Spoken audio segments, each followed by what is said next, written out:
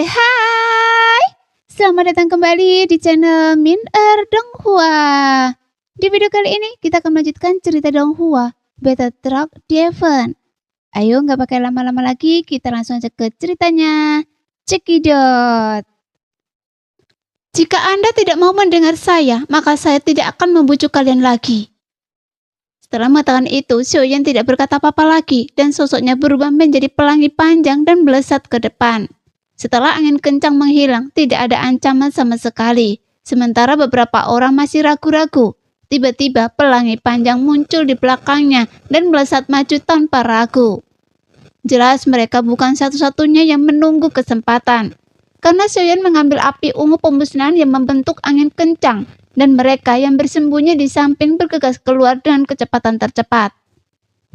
Namun sosok Xiaoyan telah lama menghilang. Di bawah gemuruh guntur yang dahsyat, dia mencari di ruang ini dengan kecepatan yang sangat tinggi. Sementara Xiaoyan mencari, kekuatan jiwa dari alam kekosongan membuatnya mustahil untuk bersembunyi di sini. Dan semua aura sangat jelas. Aura-aura ini semuanya berada di sekitar tingkat ketiga, dan mereka tampak sedang mengepung sesuatu.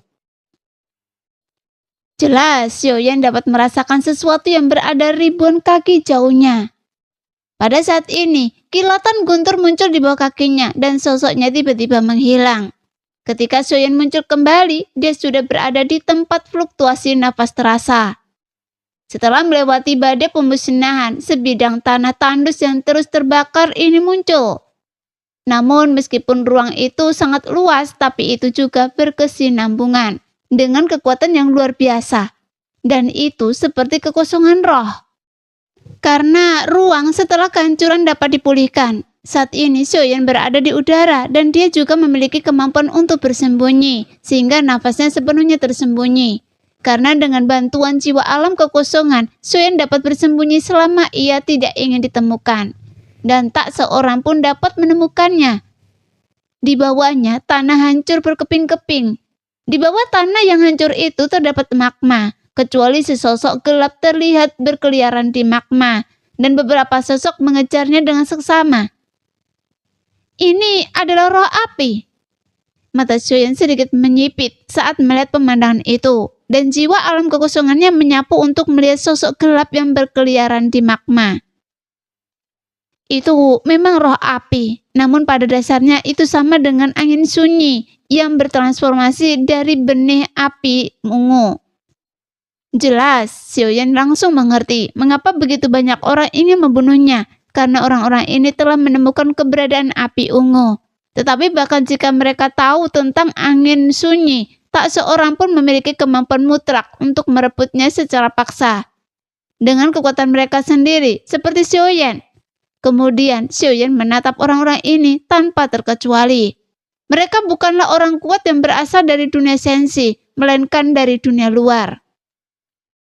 Seolah-olah tidak ada yang kuat yang masuki tempat ini yang berasal dari dunia sensi. Karena setelah Xiaoyan masuk ke sini, dia belum merasakan kehadiran mereka, yang membuat Xiaoyan merasa agak aneh. Apakah tidak ada orang kuat seperti itu di dunia sensi? Atau apakah area misterius ini jebakan untuk menarik orang luar? Pada saat ini Xiaoyan merenung karena ini agak mirip dengan pengaturan yang dibuat ratu.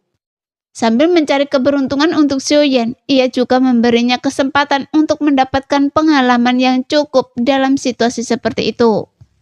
Meskipun orang-orang ini tampaknya tidak berasal dari dunia yang sama dan ada 5 orang, tetapi sebenarnya hanya 2 yang menjadi pemimpin. Sambil mengikuti tatapan Xiaoyan, hanya 2 yang menonjol di antara kelima sosok itu. Klan terlarang, saya tidak menyangka Anda masih ada. Tepat saat Xiaoyan mengamati, seseorang tiba-tiba angkat bicara dan dia mengatakan bahwa sosok yang dia bicarakan tampak sangat istimewa. Meskipun berwujud manusia, kulitnya berwarna merah tua. Kulitnya seperti koreng darah tebal. Ketika Xiaoyan melihat kulit ini, ia teringat saat pertama kali ia merebut api inti bumi di benua Doki. Karena dia juga menggunakan koreng darah ini untuk menahan suhu api yang tinggi. Tetapi koreng di tubuh orang ini jelas memiliki ketahanan yang lebih tinggi. Ras khusus macam apa klan terlarang itu?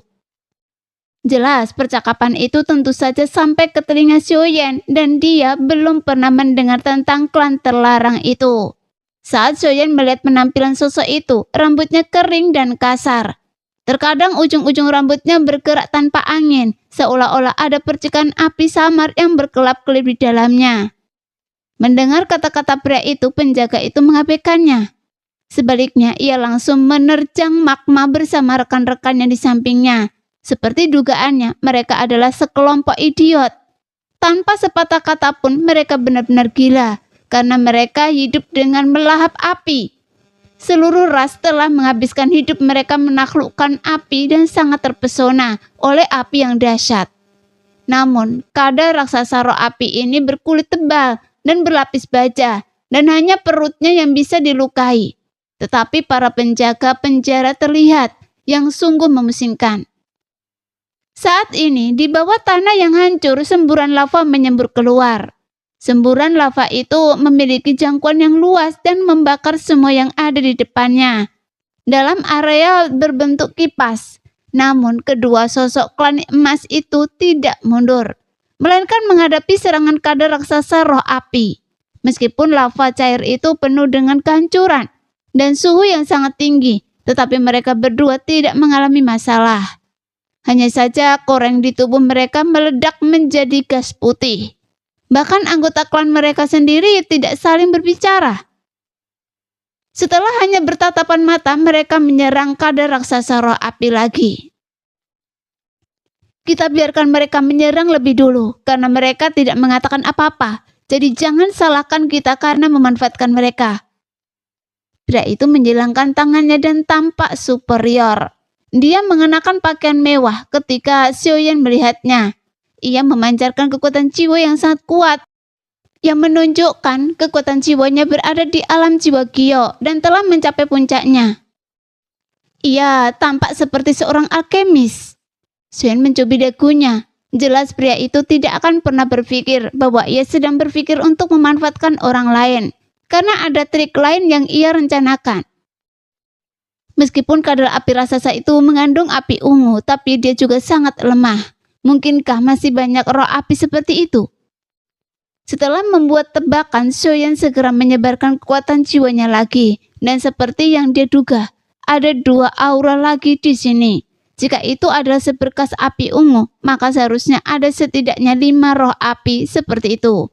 Dan sekarang hanya ada tersisa 3, karena 2 lainnya telah musnah. Untungnya Xiaoyan tidak ada di sini. Jika tidak, akan sia-sia bagi Yi Ji untuk terus mengamati. Karena mereka tidak lagi menjadi musuhnya. Hai saudaraku, saya tidak tahu dari dunia mana Anda berasal. Tetapi Anda datang ke dunia sensi saya untuk mencari harta karun. Sambil berbicara, sosok Xiaoyan melangkah maju. Dan sesosoknya yang tersembunyi tiba-tiba muncul.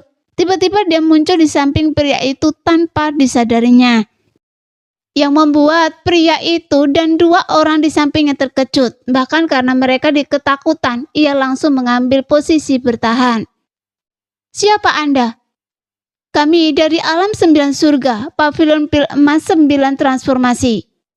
Setelah menyadari bahwa Xiaoyan luar biasa, ia langsung bereaksi dan mengepakkan tinjunya ke arah Xiaoyan. Tanpa pemahaman apapun, kecuali ada kepastian kemenangan yang mutlak.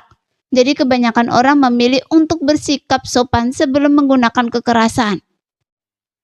Alam 9 surga? Ya, saya ingat ada seorang pria bernama Hua Chan di tempat Anda, dan dia adalah teman saya, kata Xiaoyan sambil tersenyum. Dan setelah suara itu jatuh, sebelum pria itu sempat berbicara, ada kilatan petir di bawah kakinya, dan sosoknya menghilang. Apa yang dikatakan? Apakah ada orang seperti itu di alam Dewa 9 surga? Hua Chan. Namanya terdengar sangat familiar.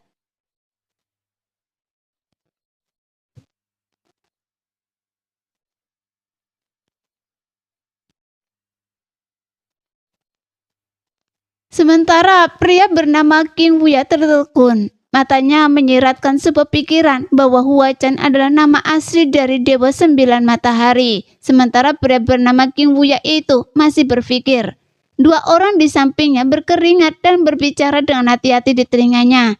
Begitu kata-kata ini keluar, King Wuya tiba-tiba mengangkat kepalanya. Nah, demikianlah video hari ini. Terima kasih sudah menonton video Min sampai selesai. Sampai jumpa lagi di video selanjutnya. Bye-bye.